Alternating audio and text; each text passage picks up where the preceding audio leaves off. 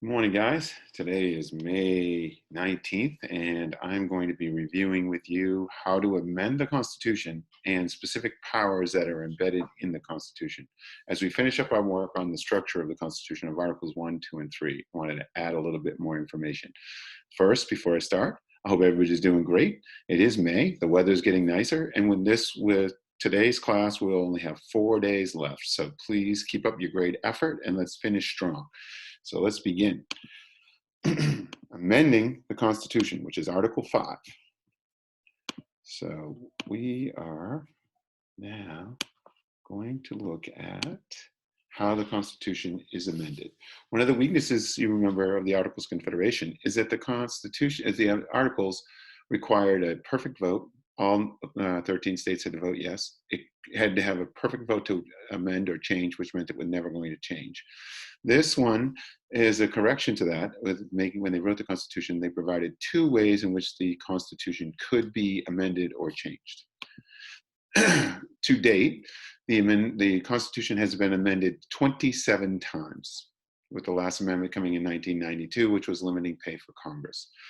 The first 10 amendments have a unique history because when the Constitution was finally written and released to the public, it was done in absolute secrecy, and released to the public to be ratified by each of the 13 states.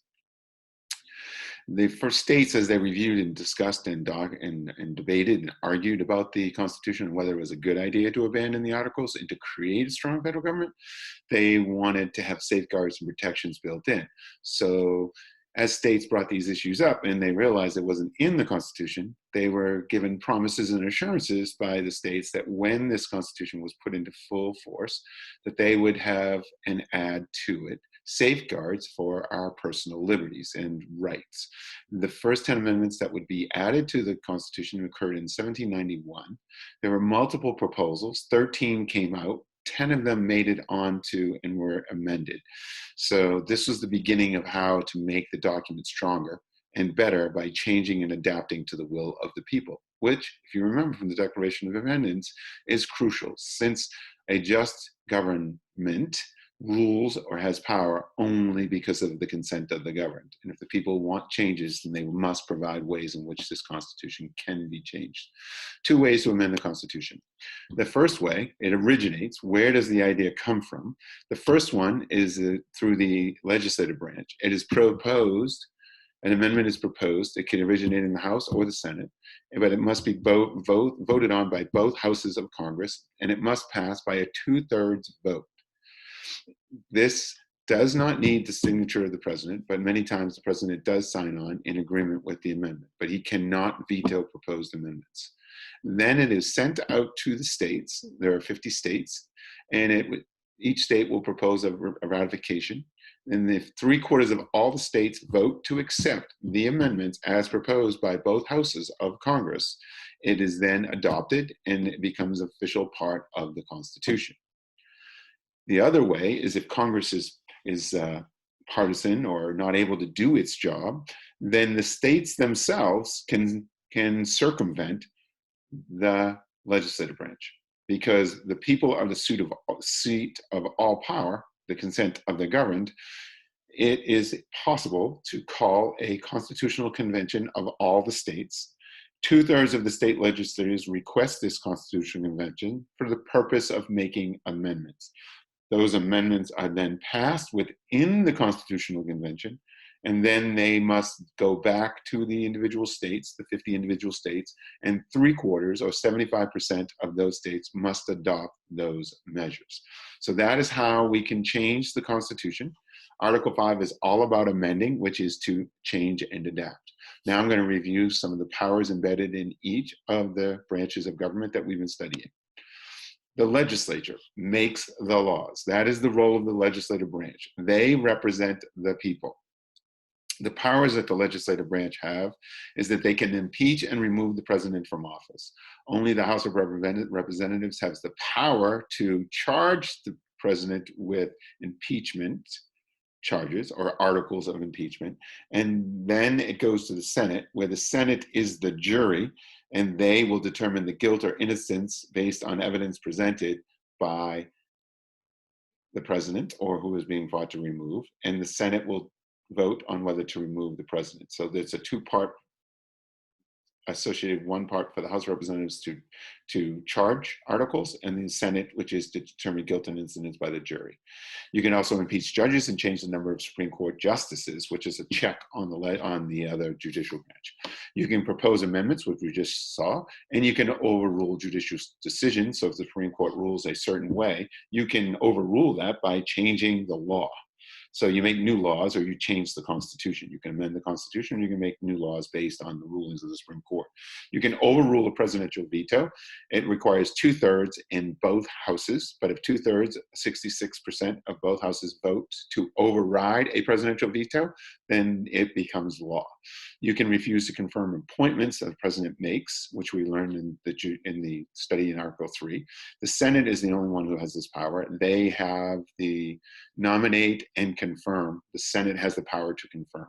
They can also refuse to ratify treaties. Only the Senate can confirm or ratify treaties. The House of Representatives controls the budget. They have the power to declare war. That power is held by 535 members of Congress. There are 435 members of the House of Representatives. They are the people. They are elected every 2 years, and they represent the will of the people. Remember, one of the other things enshrined in the Declaration of Independence is that people have a right to alter and abolish government. And the best way to do this is by empowering the people. So the House of Representatives represents the people, and therefore you are churning and turning it over every 2 years.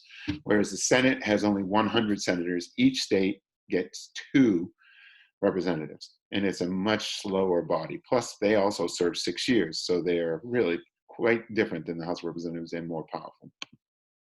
The president executes the laws, carries out the law, he acts for the people. So the president is action or executive executing, thus it's called the executive branch, can veto bills, and no two houses, the House of Representatives and the Senate pass a bill, and it sends it to the president. The president can veto, saying, I deny, and then it either goes back to the houses to be re-altered or overridden, or it dies. He can propose bills and call special sessions of Congress, but he cannot write bills. He can only propose, but he can call special sessions of Congress, can appoint, can nominate Supreme Court judges, but they must be confirmed by the Senate. Only the President of the United States can nominate judges.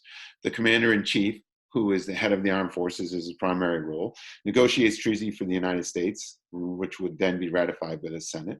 And all of this power is held by one person. Thus, you'll see the balance of a presidential power is, even though there are checks and balances, being held by one person is quite an advantage. The judicial branch can declare executive acts unconstitutional. So they can declare the actions of the president unconstitutional.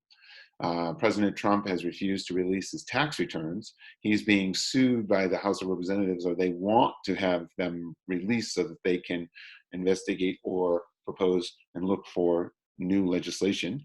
And he refuses. So the Supreme Court just heard this case last week, and they can decide or tell President Trump to release his tax returns. They have the power to declare the actions of the president as unconstitutional. They can also declare laws unconstitutional. If the legislative branch passes a law, then Congress has exercised its legislative ability of making laws, but the judicial branch has what is called judicial review. And judicial review, using the Constitution as a background, declares that law to be unconstitutional. The power is held by 9 Supreme Court judges and is led by the Chief Justice, who is currently John Roberts.